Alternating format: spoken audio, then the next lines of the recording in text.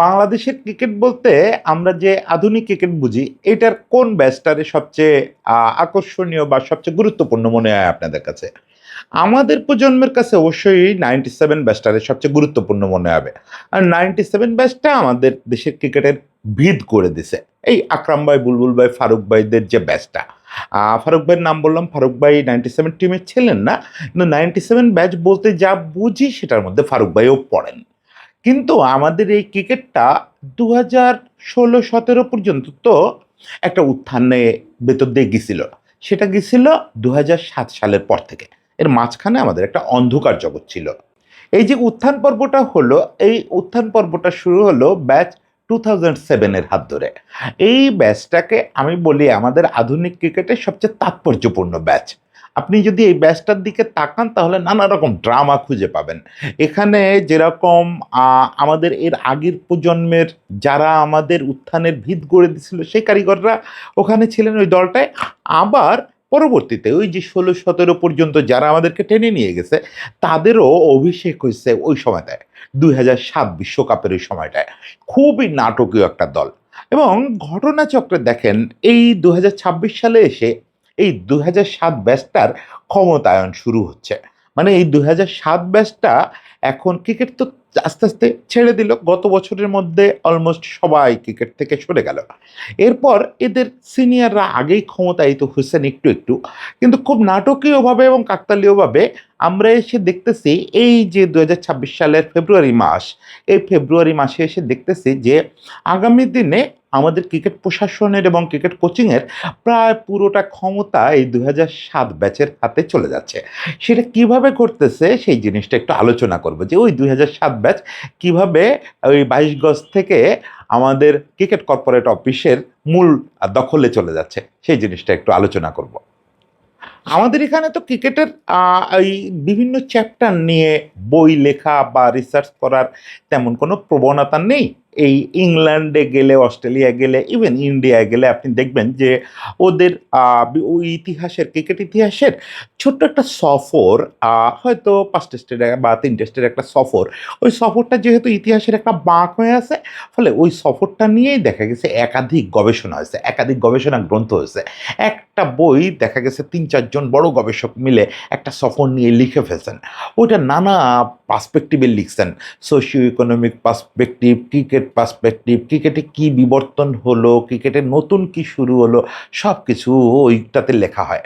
আমি যখন মাশরাফিকে নিয়ে লিখছিলাম, যখন সাকিবকে নিয়ে লিখছিলাম, তখন এই কোশ্চেনটার মুখোমুখি হয়েছিলাম যে ভাই এখনই এদের নিয়ে বই কেন? এরা তো রানিং ক্রিকেটার, কী করছে জীবনে? মানে এইটা না যে কাউকে নিয়ে বই লিখতে গেলে বা কোনো একটা ঘটনা নিয়ে বই লিখতে গেলে সেই লোকটাকে ডন ব্র্যাডম্যান বা সচিন টেন্ডুলকার হতে হবে, বা ঘটনাটা বিশ্বকাপ জয় হতে হবে। ওটা ওই দেশের ইতিহাসে কতটা দাগ ফেলছে এটার উপরে।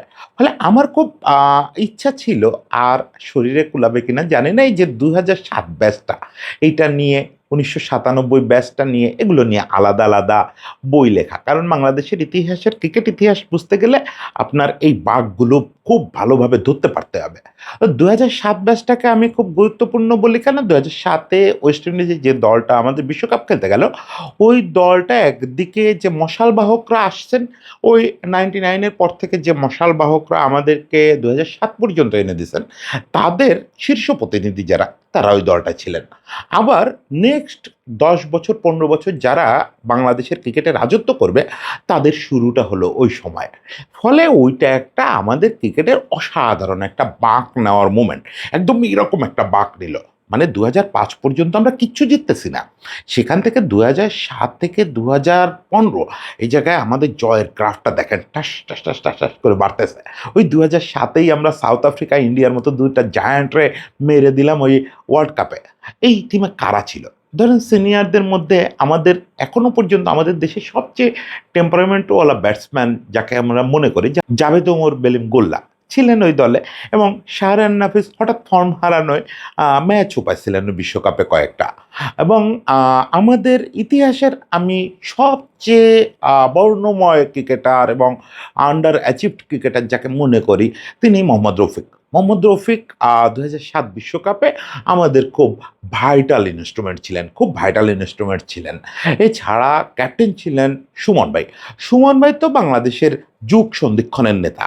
যে দলটা কখনো জিততো না সেই দলটাকে প্রথম জয়ের দেখা দেওয়া, সেই দলটাকে প্রথম টেস্ট জেতানো, প্রথম টেস্ট সিরিজ জেতানো, কত কি সুমন ভাইয়ের হাত ধরে হয়েছে।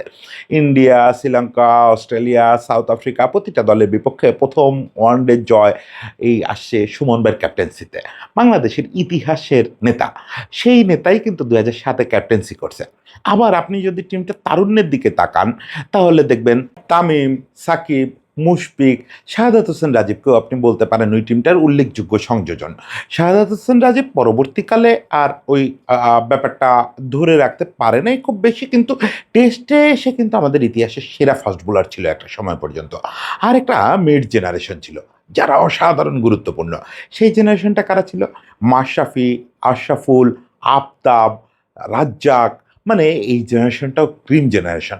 এই জেনারেশনটাও কিন্তু অনেক দিন এই তরুণদের সঙ্গ দিছে। মানে এই তরুণরা এবং এই মিড জেনারেশন এরা মিলেই পরের জগৎটা টেনে নিয়ে গেছে।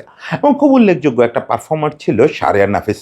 শাহরিয়ার নাফিস ওই জেনারেশনটায় তারুণ্যের মধ্যেই পড়বে সে, তামিমদের সঙ্গেই পড়বে, কিন্তু তামিমদের একটু আগে শুরু করছিল সে। এবং ওই ট্রাজেডিটা হচ্ছে এর আগের 2 বছর ইন্টারন্যাশনাল ক্রিকেটেরই বিগেস্ট স্টারদের একজন ছিল শাহরিয়ার নাফিস, এবং ওই বিশ্বকাপে একটা আনজাস্টিসের শিকার হয়ে কার্যত তার ক্যারিয়ারটা শেষ হয়ে গেল।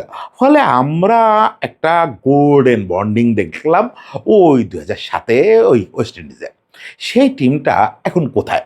আপনি যদি দেখেন এই টিমের বেশিরভাগ সদস্য কোনো না কোনো ক্যাপাসিটিতে কোচিং করাচ্ছে। যেমন আফতাব, তাপসদা ছিল, তাপসদা এরা দেশের বাইরে বিভিন্ন জায়গায় কোচিং করাচ্ছে। রাজিন অনেক বড় কোচ হয়ে গেছে, অনেক বড় কোচ হয়ে গেছে রাজিন। বাংলাদেশের এখন one of the best batting বিশেষজ্ঞ কোচ এই তৃণমূল পর্যায়ে। এবং বিভিন্ন ঘরোয়া টুর্নামেন্টে আপনারা দেখেন যে সে কত বড় রেসপন্সিবিলিটি পালন করতেছে।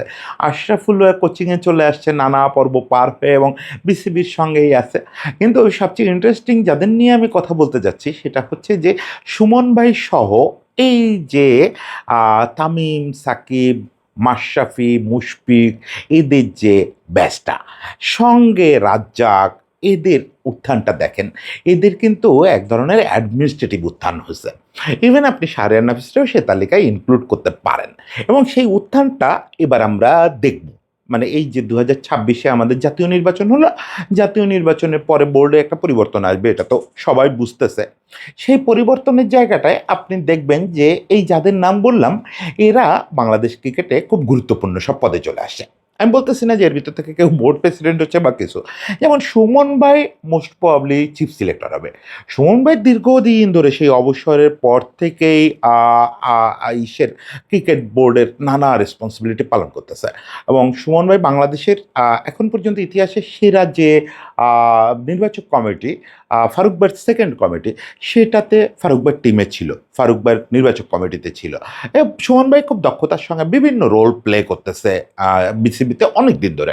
এখন সুমন ভাইয়ের একটা বড় রেসপন্সিবিলিটি দেওয়ার কথা ভাবতেছে বিসিবি। অলরেডি সে সম্ভবত একটা আমন্ত্রণ পাইছে প্রধান নির্বাচকের দায়িত্ব নেওয়ার জন্য, কারণ কাজী আশরাফ হোসেন লিপু বলছেন তিনি আর কন্টিনিউ করবেন না, আর বোর্ডও লিপু ভাইকে নিয়ে আর সামনে আগাতে চায় না। মিউচুয়াল রেসপেক্টের জায়গা থেকে তারা সেপারেশনের দিকে যেতে চায়, ফাইন। সেই জায়গাটায় সুমন ভাই তার মানে একটা বড় ক্ষমতায়ন হবে। আমরা দেখব যে ওই দলের ক্যাপ্টেন এখন এসে প্রধান নির্বাচক হচ্ছেন। যদি সুমন ভাই অ্যাকসেপ্ট করে এটা, তাহলে সে শুরুতেই তাদের ক্যাপ্টেন একটা বড় রেসপন্সিবিলিটি পেল। এখন তামিম, সাকিব, মাশরাফি এই তিনজনই আপনারা বুঝতেছেন যে বোর্ডে কোনো না কোনো ক্যাপাসিটিতে আসবে। কেউ হয়তো কোনো চাকরিতে আসবেন, যে খুব বড় কোনো রেসপন্সিবিলিটি, সেটা হয়তো ওই যে আমি যেটা প্রায় বলি যে we need a independent cricket director, Rahul দ্রাবিড়ের মতো, যে কিনা আমাদের দেশের ক্রিকেট স্ট্রাকচার নিয়ে কাজ করবে। এমন হতে পারে যে মাশরাফিরে আপনি ওরকম কোনো চেয়ারে দেখতে পারেন। এই নতুন গভর্নমেন্ট মাশরাফি, সাকিব, তামিম এদের যে ক্রিকেটীয় মেধাটা এটার সর্বোচ্চ ইউজ করতে চায়। সে জায়গায় ভুলভাল হবে, ভুলভাল হবে, তারা ওইসব চেয়ারে বসে ভুল করবে, অমুক করবে, তমুক করবে। কিন্তু এটাই নিয়ম, এটাই শুরু করার নিয়ম, যে আপনার জেনারেশনে যে এর আগে সবচেয়ে বেশি আউট ইনপুট দিতে পারছে তার তো ওই পরের ইনপুটটাও নিতে হবে। ওর পেছনে আপনি ইনভেস্ট করছেন না, হাজার হাজার ডলার ইনভেস্ট করছেন, ফলে এখন যেভাবে হোক তার কাছ থেকে ওটা নিতে হবে, দেশের ক্রিকেটে নিয়ে নিতে হবে। সেই জিনিসটার জন্য ধরেন মাশরাফিরে বোল্ডে ফেরানোর জন্য এটা কিন্তু মানে এখন যদি আমি বিএনপির গুণগান করি তাহলে আসলেই একটু সত্যের অপলাপ হবে। এটা কিন্তু ইন্টারিম সরকারই শুরু করে গেছে এই আলোচনাটা, যে মাশরাফিকে তারা বোর্ডে দেখতে চায়, ক্রিকেটে দেখতে চায়। বোর্ডে এ কথা কেউ এখনো বলে না, কারণ কেউ জানে না যে মাশরাফি কী পদে আসতে চায়, মাশরাফি কিসে রাজি হবে, বা বোর্ডে তার অ্যাকোমোডেশনটা কী হবে, এটা তো পরিষ্কার না। শুধু তার সঙ্গে ওই আলোচনাটা করার চেষ্টা করা হচ্ছে। এখনো পর্যন্ত হ্যাঁ না কিছুই কোনো পক্ষ জানে না, কিন্তু এ ব্যাপারে সবাই খুব অ্যাডামেন্ট। স্পোর্টস সার্কিটের ওই ইন্টারিম সরকার বলেন, বিএনপি সরকার বলেন, সবাই অ্যাডামেন্ট যে ওকে তারা দুজন পলিটিক্সে জয়েন করছিল, আমরা ধরে নিলাম এটা ভুল করছিল, কিন্তু তাই বলে তাদের যে ক্রিকেট মেধা, যেটা দিয়ে মাশরাফি বাংলাদেশের ক্রিকেটকে ইতিহাস এনে দিছে, সেই মেধাটার এত কাজে লাগাইতে হবে, সেটার জন্য যা করার সেটা করতে হবে। সেটা মাশরাফিকে নানাভাবে এখন তো সবাই প্রকাশ্যেই দেখতেছেন যে ক্রীড়ামন্ত্রী নিজে গতকালকেও প্রেস কনফারেন্সে বলছেন যে মাশরাফি বাংলাদেশের লিজেন্ড, তাকে আমরা ক্রিকেটে চাই। কি পদে চাই কেউ পরিষ্কার না, যতক্ষণ না তার সঙ্গে খোলামেলা আলাপ হচ্ছে, সে একটা প্ল্যান অ্যাকসেপ্ট করতেছে, আগে তো তাকে অ্যাকসেপ্ট করতে হবে, ততক্ষণ তো বোঝা যাচ্ছে না। মোস্ট প্রবলি যদি সে রাজি হয় অবশ্যই তাকে খুব সম্মানের একটা চেয়ার দিতে হবে। তো কারণ সাকিব তামিম যদি বোর্ডের পার্ট হয় তাহলে সেখানে মাশরাফিকে তো তাদের আন্ডারের একটা চেয়ার দিবে না, আর সেটা সাকিব তামিমও মানবে না। সাকিব তামিমের আবার ব্যাপক ফ্যানাটিক মাশরাফির ব্যাপারে ওরা দুজন। এখন তামিম তামিম বোর্ডে আসতেছে, এটাও সবাই মোটামুটি পরিষ্কার। আমি এটা ঠিক মনে করতেছি না যে এখনই সে বোর্ড সভাপতি হবে, হলেও হতে পারে নাও হতে পারে, সেটা আসলে সময়ের হাতে ছাড়ি, কিন্তু বোর্ডে সে আসবে। ধরেন সভাপতি যদি লবি সাহেব হন তাহলে সে বোর্ডে হয়তো গুরুত্বপূর্ণ কোনো দায়িত্ব নিয়েই আসবে, ভাইস প্রেসিডেন্ট হতে পারে, সঙ্গে হয়তো ক্রিকেট অফস বা এরকম কিছু তাকে দেওয়া হতে পারে, মানে গুরুত্বপূর্ণ কোনো রোলেই আসবে। সাকিব দেশে ফিরবে খেলার জন্য, সেটা ওই যে সম্প্রতি দেখলাম যে সে আবার বলছে যে তার ওই মামলাগুলো নিষ্পত্তি হলে তারপরে ফিরবে। সে ব্যাপারে সরকার অলরেডি প্রসেস শুরু করে দিয়েছে, সেটাও কিন্তু ইন্টারিম সরকারের সময় শুরু হয়েছে। ইন্টারিম সরকারের সময়ে ওই সময় বোর্ড ডিরেক্টর আসিফ আকবর জানাচ্ছিলেন যে তার উকিল অলরেডি সমস্ত কাগজপত্র ক্রিকেট বোর্ডের কাছে জমা দিচ্ছে, সব কাগজপত্র মামলার যেসব তার নামে যত মামলা আছে সেগুলো আবার ফরওয়ার্ড করা হচ্ছে গভর্নমেন্টের সংশ্লিষ্ট মন্ত্রণালয়গুলোতে। এবং এখন যেহেতু এই সরকারের অলমোস্ট সবাই এটা বলতেছেনই, বিভিন্ন মন্ত্রী পদমর্যাদার লোকেরাই বলতেছেন যে সাকিব মাশরাফির বিষয়গুলো আমরা, যেহেতু ক্রিকেটে তাদের কিছু দেওয়া আছে, এই বিষয়গুলো আমরা দ্রুত সমাধান করব। সেখান থেকে তাদের দুজনেরই ফাইল চলে যাবে যার যার দপ্তরে, দ্রুত হয়তো এগুলো সমাধান হয়ে যাবে। সেক্ষেত্রে সাকিব আসবে, খেলবে, খুব লম্বা সময় তো আর খেলার বয়স নাই, বয়স হচ্ছে, তাকেও বোর্ডে কোনো সার্ভিসে চায়। এখন সেটা হইতে পারে যে সরাসরি হয়তো বোর্ডের কোনো চেয়ারে বসবে না, তামিম যেমন চেয়ারে বসবে এটা সবাই বুঝতেছে। মাশরাফি হয়তো ব্রেন দিয়ে মেন্টরশিপ দিয়ে কাজ করা যায় এমন কোনো পদে বসবে। মাশরাফি চেয়ারে বসবে এটা আমার কাছে মনে হয় না, মানে বসা বলতে বোঝাচ্ছে যে অফিস করবে না বসে, সে ছোটাছুটির কোনো কিছু করতে চাইবে, ওই যে বললাম ইন্ডিপেন্ডেন্ট বোর্ড ডিরেক্টর টাইপের কিছু করতে চাইবে যদি সে রাজি হয়। আর সাকিবকেও তারা চাইবে ওরকম ইনোভেটিভ কিছুর সঙ্গে, হতে পারে ন্যাশনাল টিমের সঙ্গে এনগেজ করা, বা আমি বলবো যদি আমার কথা কেউ শোনেন, এসব ক্ষেত্রে তো কেউ কথা শোনেন না, সেটা হচ্ছে সাকিবকে কোনোভাবে হাই পারফরমেন্সের দায়িত্ব দিতে পারেন নাকি দেখেন। যদি সাকিব খেলা ছাড়ার সঙ্গে সঙ্গে হাই পারফরমেন্স আর গেম ডেভেলপমেন্ট, এই দুইটা দায়িত্ব যদি দেন, আপনারা সাকিবের এই গুণটা বেশিরভাগ লোক বাংলাদেশে জানে না, সেটা হচ্ছে সে যে এই লেভেলে এই এজের ছেলেপেলেরে কী পরিমাণে সামলাইতে পারে। এই এজের ছেলেপেলের কাছে তো সে সুপার হিরো, এমনিতে সবার কাছেই সুপার হিরো, আর এই এজের ছেলেপেলেরে নেক্সট স্টেপে নেওয়ার জন্য কি করতে হয় এটা তার চেয়ে ভালো খুব কম লোক বোঝে, সে বাই বর্ন এটা বোঝে, এটার জন্য তার ট্রেনিং লাগে না। আর এমনিতে তো ক্রিকেট অস্ট্রেলিয়ার ধাঁচে, ক্রিকেট অস্ট্রেলিয়ার ওই সিস্টেমের প্রোডাকশন, রিচার্ড ম্যাকেন্সের প্রোডাকশন, ফলে ওর চেয়ে ভালো আর কে জানবে, যে এটা তামিমও খুব ভালো জানে যে এই হাই পারফরমেন্সে কী করতে হয়, হাই পারফরমেন্সের নেক্সট ধাপটা কী, একটা সেন্টার অফ এক্সেলেন্স অমুক তমুক, মানে এই পুরো ব্যাপারটার মহাযজ্ঞের দায়িত্ব দিতে পারেন আপনি, মানে তরুণ খেলোয়াড়দের তুলে আনার দায়িত্ব দিতে পারেন সাকিবকে। যাই হোক সেটা আরেক সময় আলোচনা করবো যে কে কোন পদে আসতে পারে। কিন্তু দেখেন অলরেডি রাজ্জাক কিন্তু বোর্ডে আছে ডিরেক্টর হিসাবে, মানে আমি তো 2007 নিয়ে কথা বলতে চাইছি যে 2007-এর ইয়েরা কি অবস্থা, বিসিবিতে চাকরিতে আছে আশরাফুল, জাভেদ ভাই সরাসরি এখনো বিসিবির চাকরিতে জয়েন করে না, তবে আমি কোয়াইট শিওর যে খুব দ্রুত জয়েন করে ফেলবে।